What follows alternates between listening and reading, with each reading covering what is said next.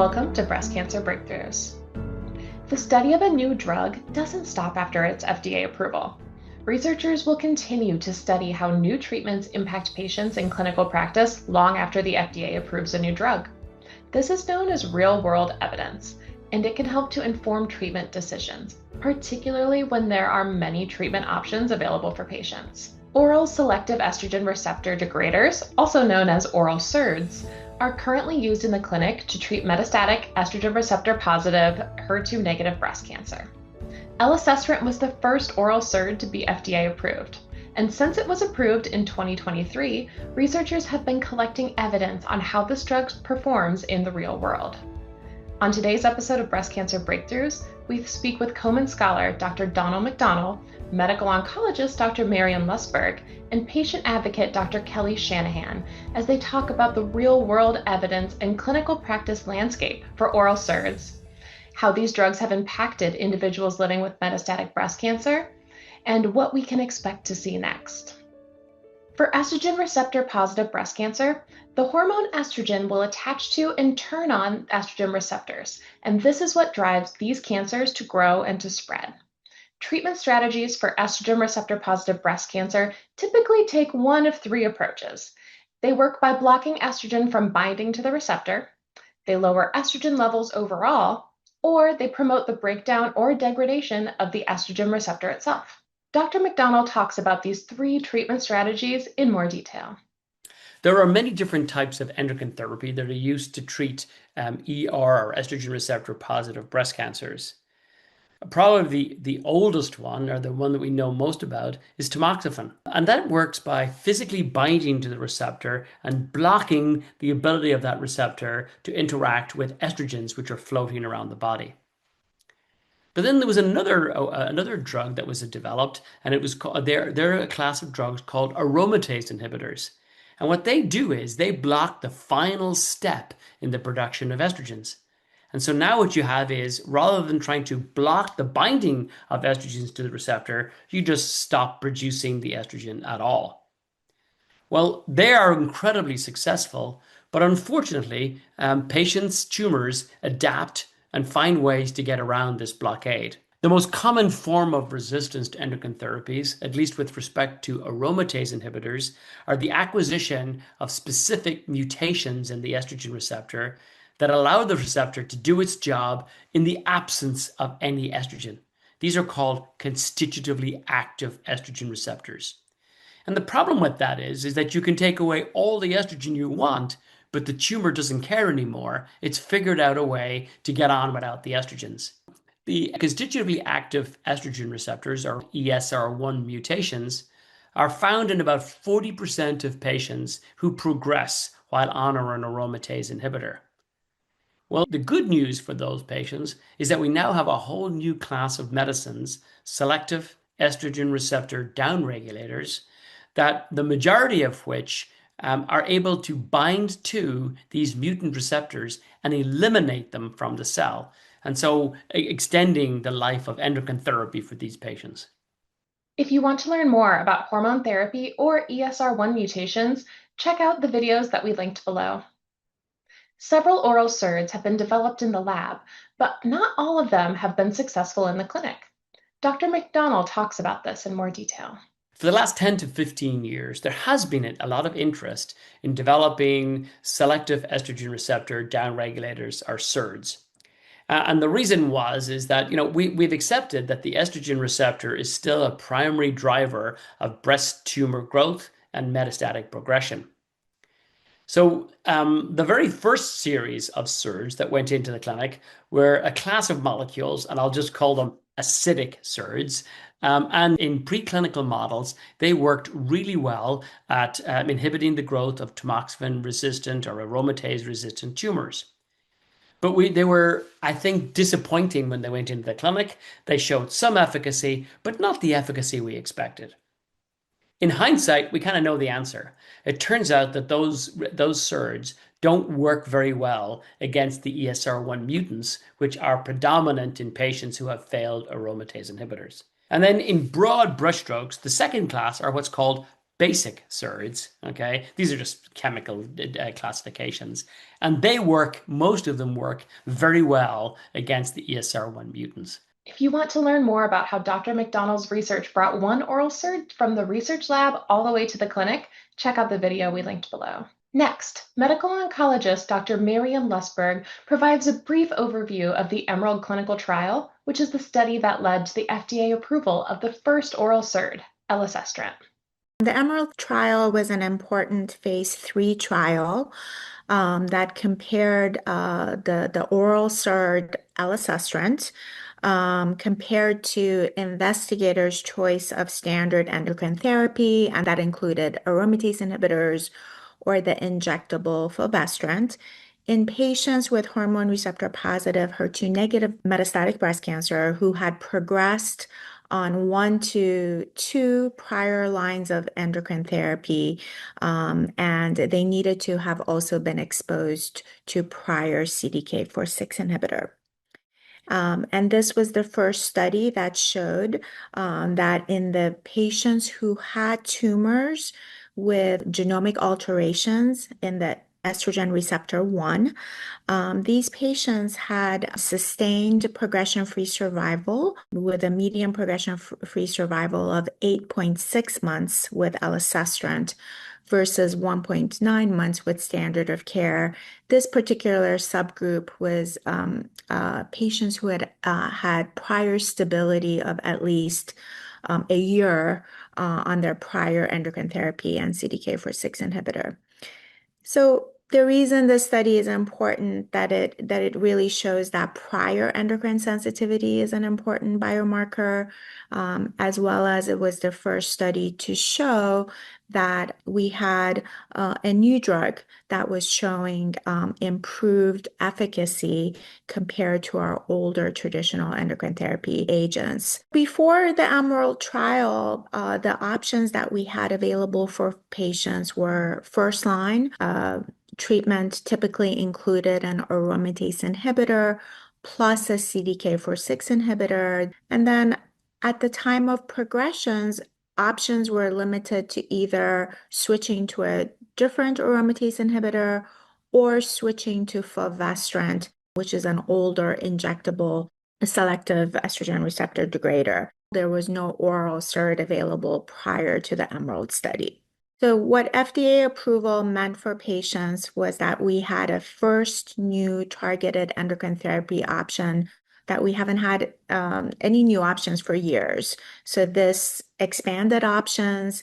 It also had the convenience of being oral and allowed another line of endocrine therapy to be used before having to switch to chemotherapy, and it showed great tolerability. With the FDA approval of elacestrant in 2023, individuals with estrogen receptor positive, HER2 negative, ESR1 mutant metastatic breast cancer were given another treatment option. But how do we know that a new drug like elacestrant will perform just as well out in the real world as it did in a clinical trial? This is where real-world evidence comes into play, and this is what Dr. Lustberg discussed with us. Real-world evidence is very important because it gives us information about how a drug performs outside of a clinical trial.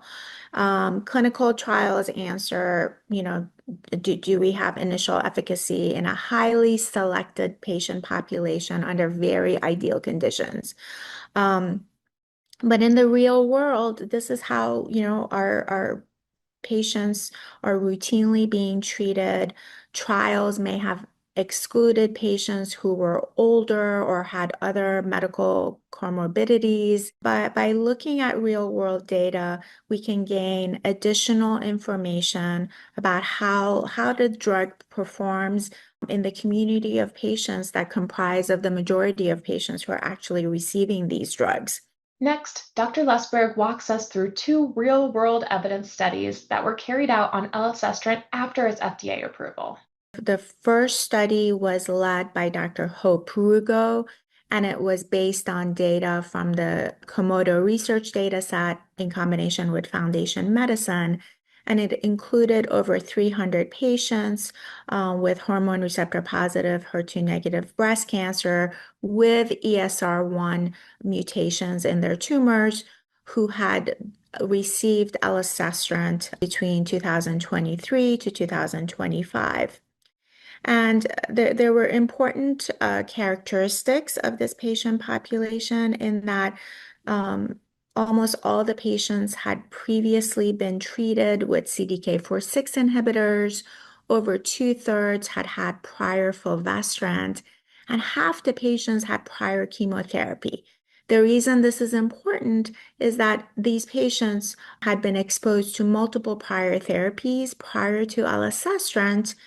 And even so, what this real world study showed is that the time that patients were able to stay on elacestrant before needing a treatment change was about 7.9 months, which was very much comparable to the Emerald trial benchmarks. In patients who had had 1 to 2 lines of prior therapy, their interval of stability on the drug was a little over 8 months.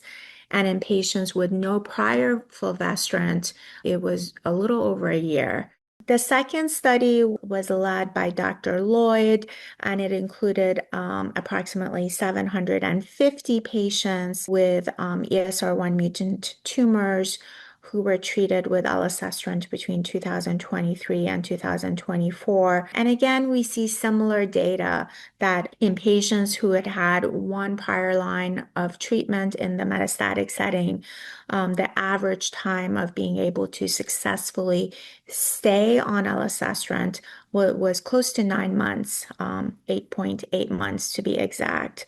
And this was seen across multiple ESR1 tumor variants. The take-home message of these 2 real-world studies were that they either confirmed or exceeded the Emerald clinical trial progression-free survival data that were documented, really giving us additional comfort and confidence that when an ESR1 mutation is present in a tumor, this is a good opportunity to utilize this type of oral SERD therapy.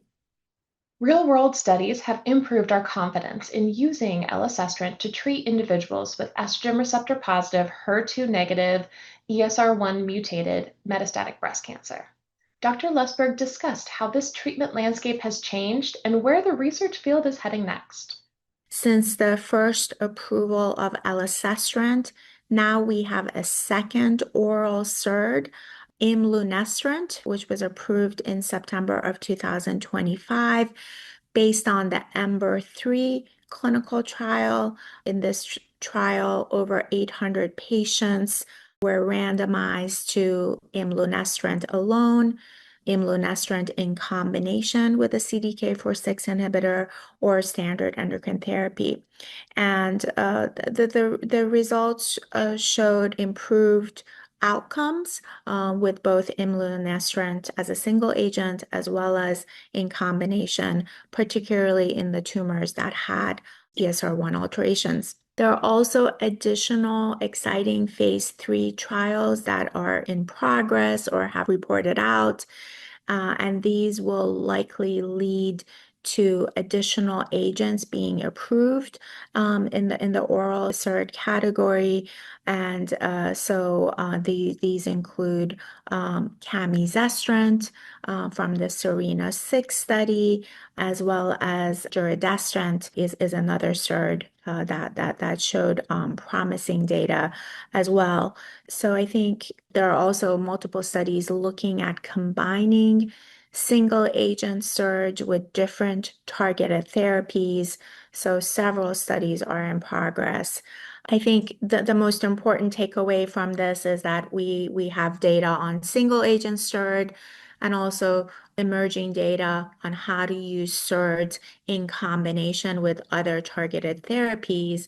And again, this is only expanding the options, and how we choose among these will be personalized decisions based on tumor biology, drug availability, as well as some of the toxicity profiles. Some benefits of clinical trials and of real-world studies are that patients can make informed decisions with their healthcare providers and have more than one treatment option. Dr. McDonnell explains this in more detail. So one of the things that's really exciting about the field of SERD pharmacology right now is that we have multiple different drugs. They all work by a similar but not identical mechanism. And because of fundamental research, we know that these subtle differences in the mechanism of action are going to lead to different efficacies in different patients. And so what I really mean is that we are going to have to eventually tailor the individual drugs to a patient's needs. And so there's multiple things to consider here. Efficacy is one. But when you look at the side effect profile, a given side effect may be debilitating for patient A, but not for patient B. And so I think that, it is clear right now that the 4 or 5 SERDs that have or will be approved have completely different clinical profiles. And there will be some precision medicine approaches used here to actually decide which drugs are best for what patients. One person who benefited from having more treatment options is Komen advocate in science, Dr. Kelly Shanahan. She has been living with metastatic breast cancer since 2013 and was prescribed Elacestrant because of its efficacy and convenience. I was on a combination of FDA-approved capivasertib and fulvestrant, but I was doing a lot of traveling, doing advocacy for METAvivor, and my fulvestrant injections just were not going to work. So I spoke to my brilliant oncologist. I actually spoke to 3 different oncologists, and I kind of got the go-ahead that it would be okay for me to switch from fulvestrant to elacestrant for convenience. I didn't have to go worry about being in a clinic, especially when I was crisscrossing the country at the time that I needed my fulvestrant injection. And I personally tolerated it really well. Everybody's different, but I really had no issues at all with elacestrant. Dr. Shanahan shares what she hopes to see next in treatment advances for patients. I think the increasing research on oral medications is so important. The oral SERDs, the SERDs, the PROTACs, the other alphabet soups out there, the drugs in the targeted spaces for those of us that have mutations, especially in the PIK3CA pathway. And I'm really excited about the combination trial. So a lot of these trials have looked at, especially in the oral SERDs by themselves following other treatments. And yeah, they've been good, but I think they're going to be way better in combination with other drugs. So there are trials like Elevate and Electra out there in the oral SERD space that I'm looking forward to data being presented. I personally have a PIK3CA mutation, and we're seeing really good results in terms of efficacy, but the side effects are they're still gnarly, and we need a lot more work in improving it. And I think we're going to get that with some of the newer PIK3CA targeted drugs that are mutant selective, which means that they're attacking the mutant version that's causing our cancer to grow and not bothering the normal version, which our cells need for all sorts of functions. So I think more mutant selective drugs are exciting. The more research, the better. The more focused research on MBC, because research is the only thing in which trickle-down theory works. Almost every drug is developed in the metastatic space, and then eventually, if it's promising, it might move into the early stage space to decrease someone's risk of becoming metastatic. Thank you all so much for watching. We hope you have a better understanding and appreciation of the need for real-world studies and expanding treatment options for people living with estrogen receptor-positive metastatic breast cancer. Don't forget to sign up for reminders for breast cancer breakthroughs. We've linked the homepage below. And be sure to like and subscribe to this channel to catch more episodes. And finally, if you enjoyed today's episode, please take 2 minutes to fill out our short survey linked in the description below.